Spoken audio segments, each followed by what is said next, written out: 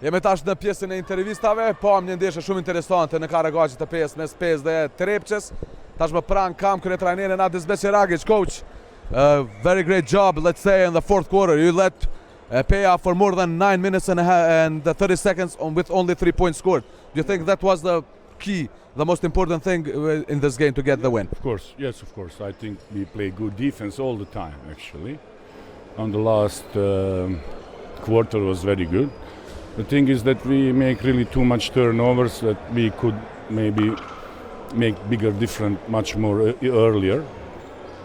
Now, in the end, this is the basketball. We are very happy that we won this game here because we lost the game at our home. Now we make a revenge. We catch them. This is very important, and hope we continue like that, play good. Also, coach, your team was dominating on paint. A lot of offensive rebounds and a lot of second chance points. Yes, that makes different actually. Okay, 3 points, just 2 points, that's okay. But if you control rebound, that's actually make you different, and it's what we are working on.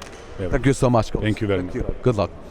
Ishim së bashku edhe me kryetrajnerin Adis Beqiragic. Fillimisht e pyeta trajnerin e Trepçës për punën e mirë të bërë në mbrojtjen e çerrekut e katërt, duke lënë skuadrën e PES me vetëm 3 pikë shënuara për më shumë se 9 minuta e gjysma. I tha, kjo është edhe arsyeja, kjo është puna e madhe e bërë që mbrojtja mirë edhe na solli sukses.